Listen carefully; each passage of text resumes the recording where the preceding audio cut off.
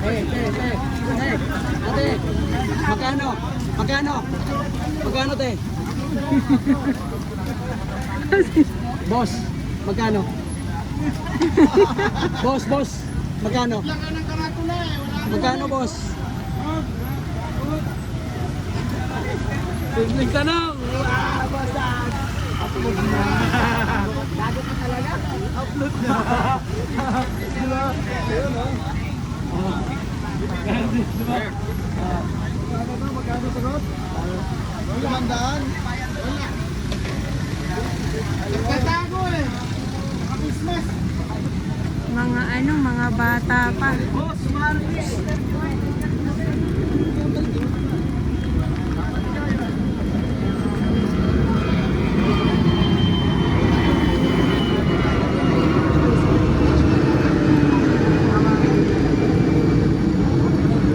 Tapos biglang buhos ang ng ulan.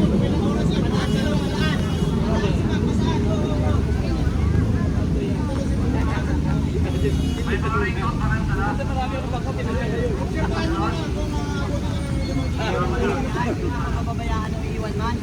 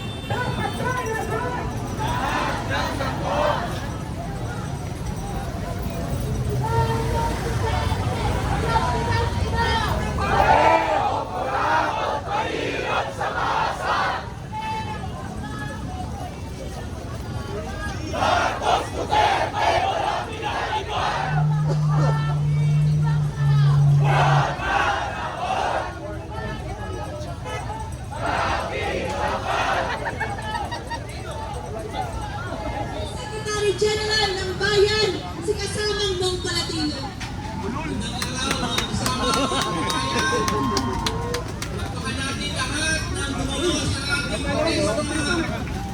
Regroup tayo, regroup. Nandun na yung mga kasama natin. Nandun na, pinapunta ko na doon. Yung sinasabi dating, regroup tayo. So, magmamarka din tayo mapunta dito. Wala na yung mga provision eh. Nandun tayo sa kabila naman si Presto. Nandun na, nag-iintay na sila doon. Ito na. Regroup tayo doon sa kabila. Ayan na natin sila dito. Si Pato de la Rosa. Ilang minuto po mula ngayon, magsisimula ang session ng Senado. Hindi natin mensahe ay napakasimple pero napakahalaga. Kailangan manabot itong liderato ng Senado kung bakit pinatakas sa ating mga paaralan, sa ating mga pagawaan. Dahil ang aral po dito, itong usapin ng korupsyon, tayong lahat ay biktima nito. Dahil yung pera na ninakaw ng mga kurakot, dapat sana sa serbisyong panlipunan. At dapat matigil na ang kawalan ng pananagutan. Kaya hanggat hindi na aresto si Bato, ang taong bayan ay handang kumilos para arestuhin ang mga berdugo, ang lahat ng abusado sa kapangyarihan. Mabuhay ang paglaban ng sambayanan! Convict! Convict! Convict Sara now! Convict! Convict! Convict! Sara now! Sara panagutin! Bato arestuhin! Bato arestuhin! Sara panagutin! Mga kasama, malinaw na malinaw kung ano ang panawagan ng mamayan.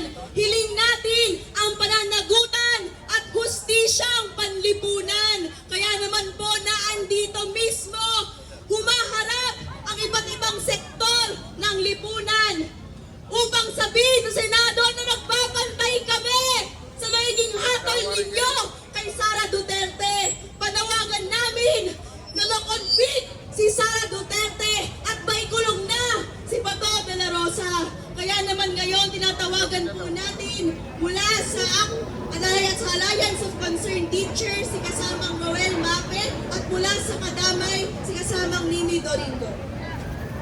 Sara panagutin! Sara panagutin!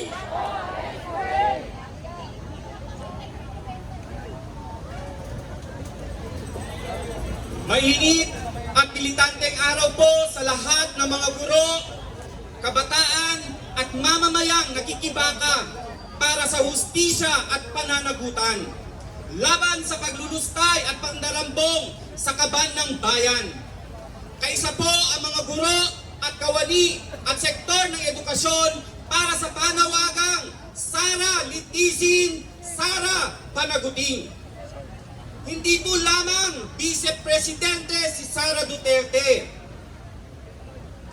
Resign DepEd Secretary, parehong palpak at may bahid ng katiwalaan ang pamamahala sa DepEd man o sa OVP.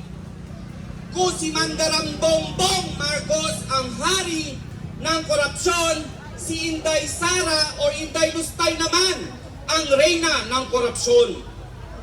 Maging ang kagawaran ng edukasyon ay sinalpakan ng confidential funds, intelligence funds para sa pansariling interes upang siraan ang makabayan at ang mga unyon at militanteng guro na makatwirang nakikipaglaban para sa maayos na sistema, kakulangan sa edukasyon, maayos ang krisis sa lipunan at higit sa lahat para sa disente at nakabubuhay na sweldo.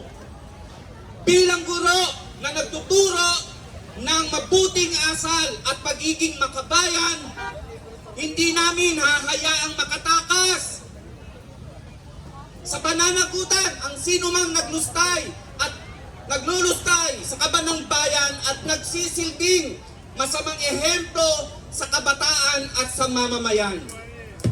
Milyon-milyon o trilyon, bilyon ang kinukurakot sa kaban ng bayan. Dapat pare-pareho silang managot. Handa rin tayong singilin at panagutin ang mga protektor ng mga kapwa nila, kurakot at kriminal, gaya ng mga senador na may pagtatangkang harangin o patayin ang impeachment ni Sara Duterte. Isama na rin natin sa ating panawagan ang pagkakanlong at pagpapatakas sa pugante at batugang si Bato de la Rosa. Hindi papayag ang mga guro ng bayan na limpak-limpak ang pera sa pandarahas, sa korupsyon, habang pinagkakaitan kami ng disente at nakabubuhay na sahod. sapat na pondo sa edukasyon. Kaya sama-sama nating tuturuan ng leksyon ang mga kurakot at abusado. Kaya muli, ang ating panawagan, Sara, litisin, panagutin. Bato, arestuhin, panagutin. Marcos, singilin, panagutin. Pondo sa sweldo at edukasyon, hindi sa korupsyon.